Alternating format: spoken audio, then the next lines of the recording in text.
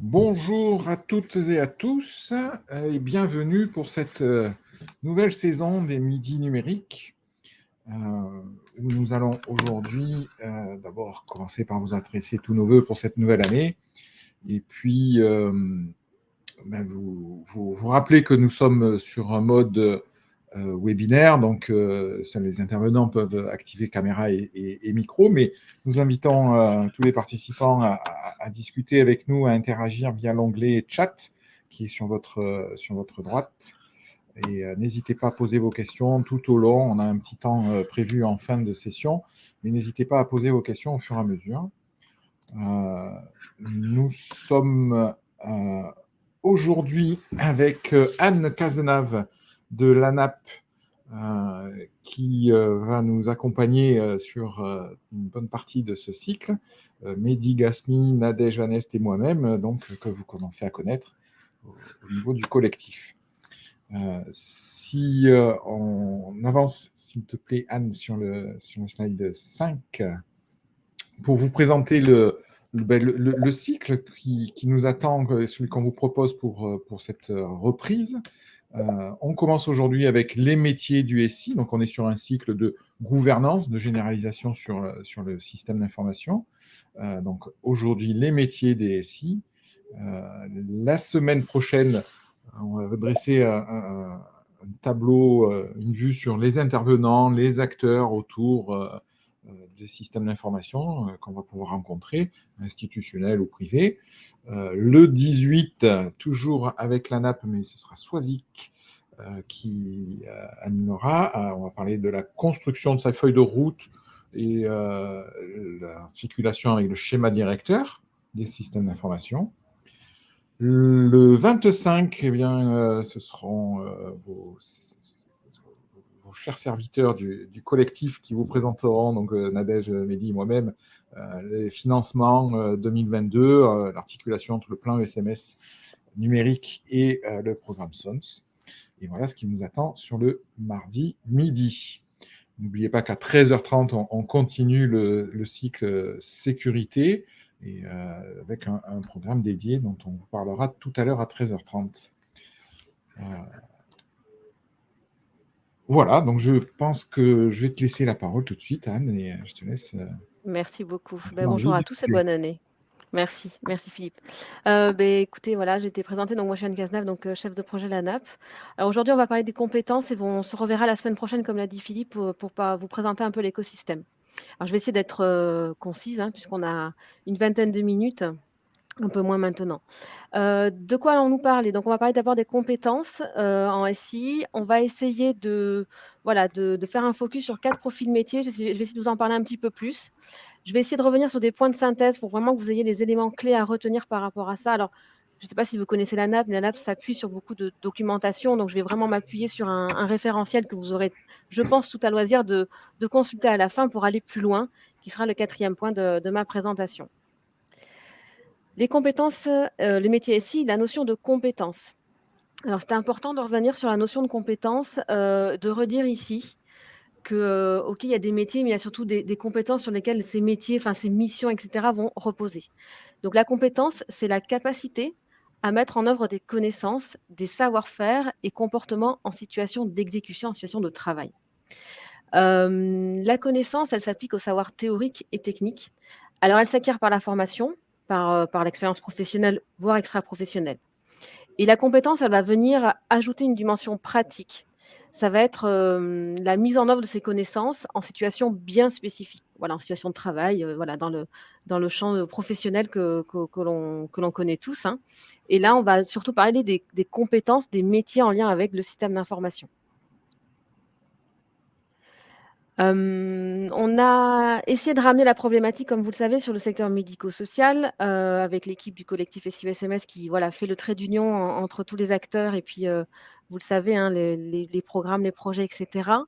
Sur les métiers du SI, la présence des profils métiers et des rôles SI dans les structures médico-sociales, elle est conditionnée par plusieurs facteurs. Il était important et intéressant de le rappeler aussi.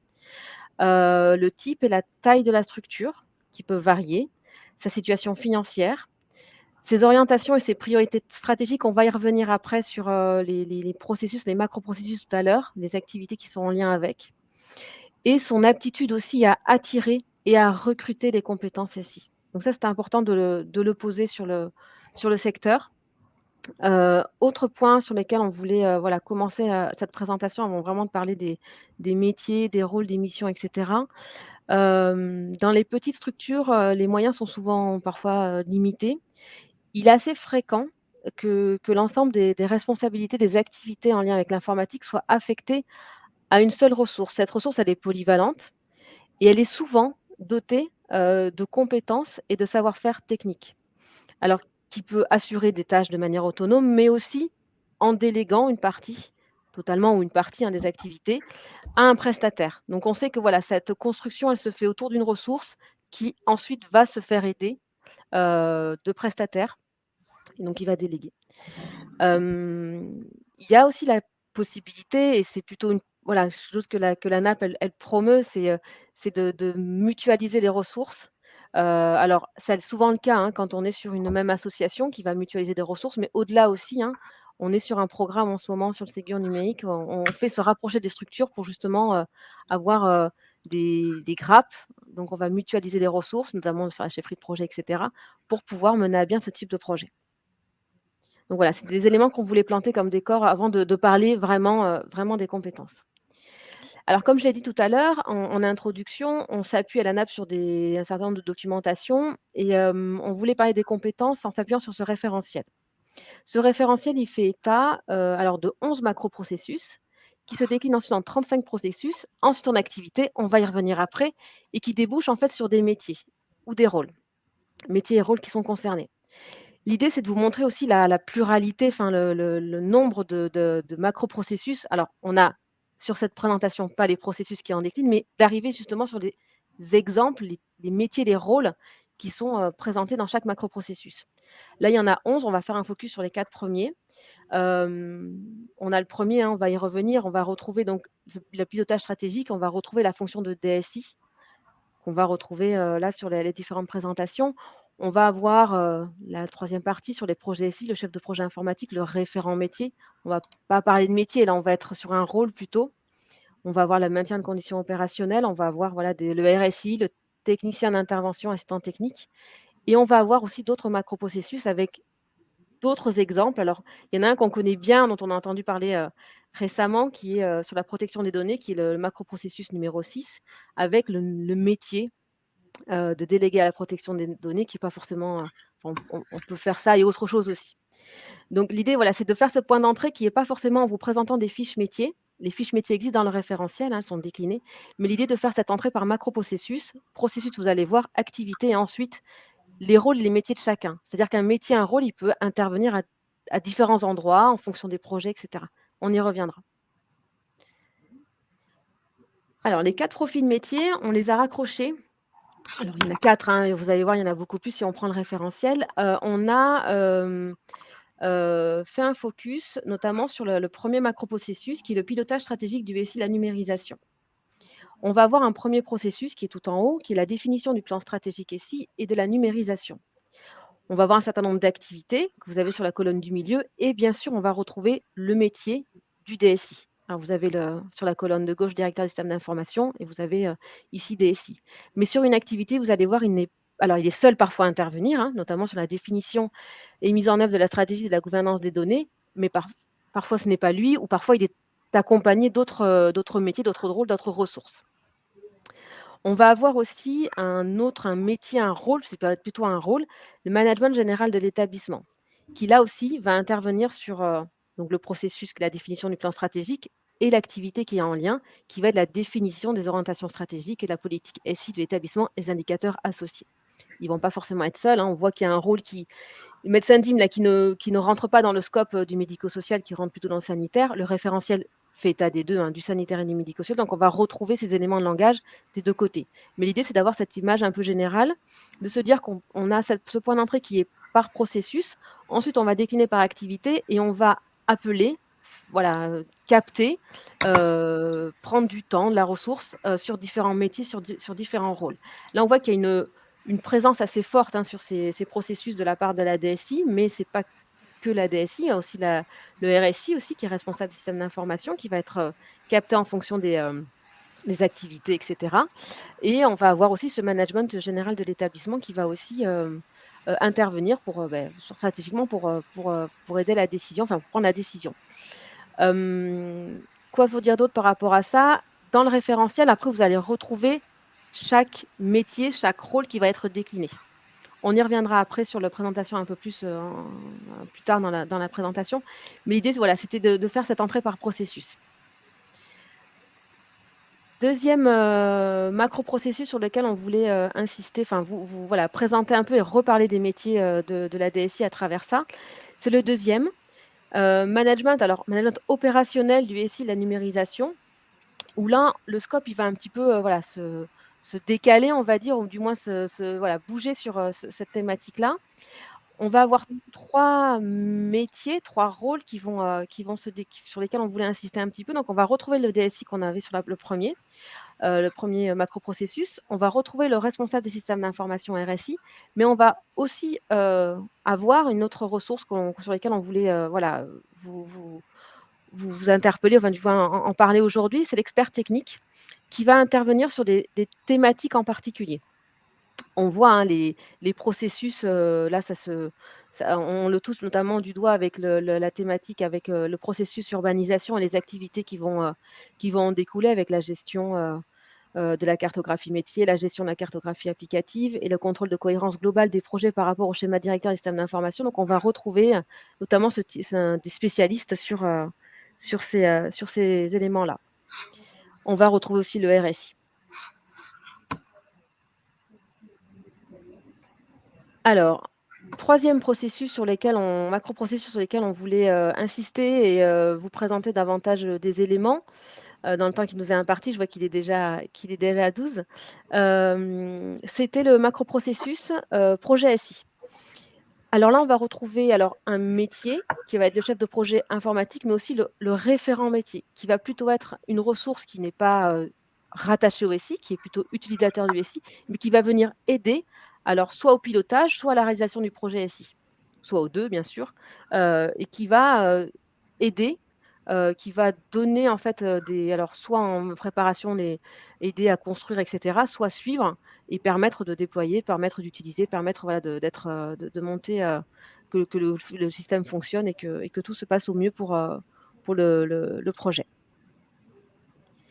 Dernier point sur lequel on voulait, voilà, présenter aujourd'hui, c'est le métier. Alors on retrouve le métier de RSI, mais aussi le technicien d'intervention assistance technique qui va vraiment être, alors je ne sais pas si c'est le bon mot, on me corrigera après, peut-être la cheville un peu ouvrière, qui va permettre le maintien en condition opérationnelle. On est donc sur ce 4e macro-processus.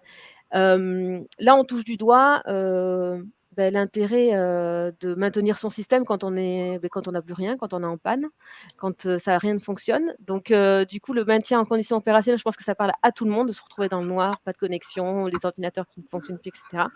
Donc voilà, on va avoir ces processus-là qui vont être la gestion des moyens SI, l'assistance aux utilisateurs. Alors c'est qu'un extrait, hein, il y en a d'autres, vous verrez dans le référentiel d'autres processus, et la maintenance et éventuellement l'évolution du SI. Donc là, on va avoir ce professionnel qui va pouvoir intervenir, souvent qu'on connaît très bien, pour le coup, parce que il intervient, en proximité avec les professionnels.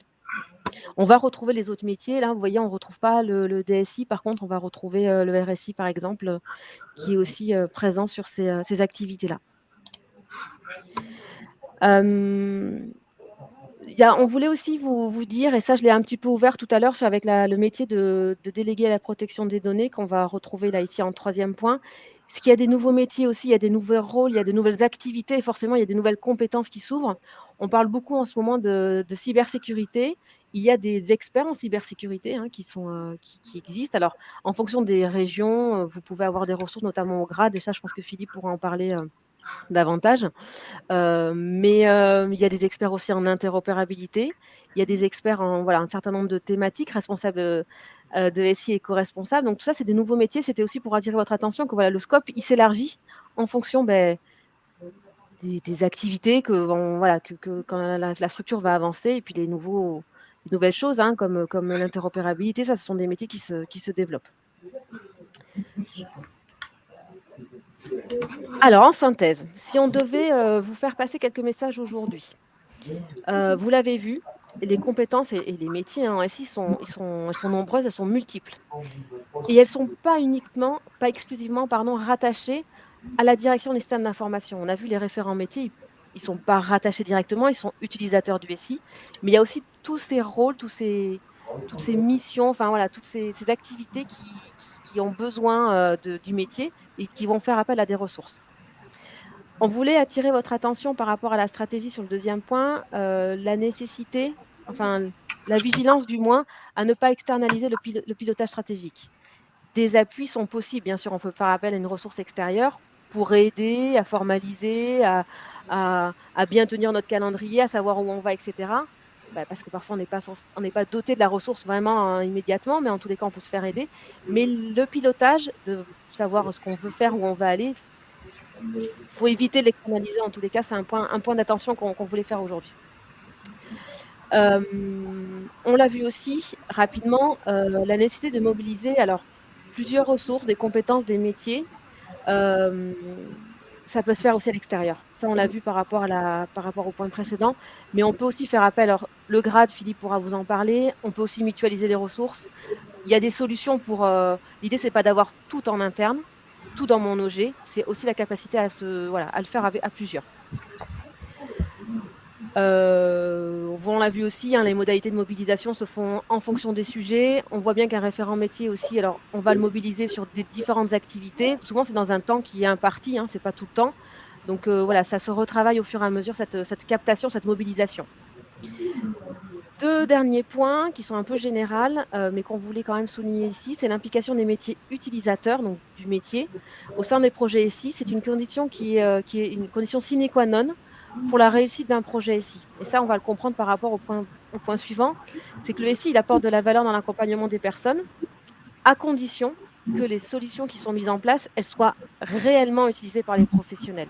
C'est pour ce quoi, on met en place un système d'information, hein. C'est pas qu'un système, hein, c'est des utilisateurs à l'intérieur d'un système, c'est des usagers qui bénéficient de l'accompagnement. Donc, voilà, l'idée c'est que la mise en place, elle se fasse dans ce sens-là et avec les professionnels, on a vu, pour les professionnels, mais in fine pour les personnes accompagnées. Pour aller plus loin, là, c'est un petit peu une remise en général, en perspective par rapport à la NAP. La NAP, alors, propose des accompagnements. Il y a pas mal de documents, hein, qui sont disponibles sur la plateforme. Vous voyez une petite flèche, la gestion des compétences. En fait, le référentiel, il est classé là. Je vous ai mis le petit focus ici avec l'adresse, c'est sur la gauche. Mais vous avez vu, il y a d'autres éléments qui sont proposés par la NAP. Alors, sur la thématique de la communication, du déploiement, allez-y, fouillez, cherchez. N'hésitez pas aussi à me solliciter ou Philippe, voilà, ou Nadège, et cetera, qui connaissent quand même les ressources, qui ont participé à leur rédaction. Donc, ouais, il y a un certain nombre d'éléments. Moi, ce que je vous invite à faire, c'est aussi, hein, on va le voir sur hop, je voulais voilà, vous montrer le référentiel, de le télécharger, de vous l'imprimer, de regarder les fiches. Je ne l'ai pas dit, mais voilà, il y a chaque fiche avec le processus, les activités, et en face, on va avoir les compétences, les connaissances. Alors, c'est des compétences qui sont cibles, hein, ce n'est pas la fiche de poste d'un professionnel, mais en tous les cas, vous avez ce panel-là avec les activités en face.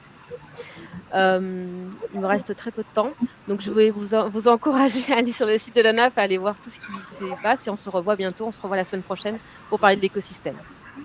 Donc, je te rends la parole.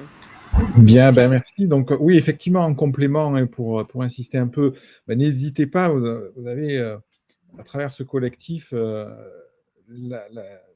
l'émergence, la possibilité de faire du lien entre vous. On travaille avec, encore une fois, Nadège, Mehdi, Marie-Aude Mathieu qui nous rejoint au sein des animateurs de ce collectif. Et il se trouve qu'en plus, vous avez la chance que nous soyons tous les 4 également pairs ou experts de la NAP. Donc, il faut vraiment, je pense que c'est une chance, hein, qu'on a tous ensemble ici en région PACA, de pouvoir avoir cette proximité avec cet acteur national qui est la NAP, et puis de l'émergence de ce collectif où on va effectivement essayer de faire émerger le plus que possible des possibilités de mutualisation, de travailler sur ses compétences, sur ses profils. Voilà, ça fait partie des choses qu'on va vous proposer. Et ça me fait du coup une belle transition pour vous rappeler ou vous dire effectivement cette journée du 28 que l'on souhaitait initialement organiser en présentiel. Malheureusement, vu les circonstances, on va certainement, à 99%, se résoudre à la faire en visioconférence. Donc, on vous tient au courant rapidement. Normalement, vous avez déjà dû recevoir une information de la part de nos collègues des fédérations. En tout cas, marquez cette date dans vos agendas, le 28, à partir de 9 heures, sur un planning qu'on va vous préciser. Et en conclusion, vous rappelez que ces webinaires sont disponibles en replay, soit immédiatement sur le même lien, ou en léger différé, le temps qu'on les mette en ligne sur notre chaîne YouTube. Je pense que nous n'avons pas eu de questions, et à moins que mes collègues aient un complément à ajouter. Moi, je voulais remercier Anne pour sa présence et puis effectivement, juste revenir sur, simplement appuyer sur le fait que l'objectif, c'est parler des compétences qui nécessaires, qui sont nombreuses et qu'on peut pas être expert en tout et que voilà, l'objet aussi, c'était aussi de sensibiliser au fait que le réseau, peut jouer, voilà, le collectif, le grade, la mutualisation et l'entraide entre nous, voilà, elle est importante, surtout sur localement sur le territoire. Donc, c'était aussi, voilà, on peut pas avoir toutes les compétences en interne. C'était un peu la conclusion qu'on voulait aussi partager avec vous et que voilà, le réseau sert aussi à ça. Voilà. Mehdi, tu avais une question? Non, je voulais poser une question surtout, je pense que pour les petites structures, peut-être réinsister sur le fait que les petites structures peuvent être accompagnées par la NAP, donc il ne faut pas hésiter surtout. Je pense qu'il y a des experts comme expliquait Philippe ainsi que Nadège, on est là à votre disposition. Et peut-être le fait de réinsister que la NAP est à nos côtés pour nous accompagner, que ce soit sur du RSSI, que ce soit des informations sur le DPO, du RGPD, de la gouvernance. Donc voilà. Voilà, merci à tous en tout cas. Merci à tous. Et à 13h30 du coup. Et à Rendez-vous à 13h30. 13h30. Merci, à Pour bientôt. le PRAPCA. Merci Anne. Merci À plus tard. Anne. Merci Anne. Au revoir. Au revoir.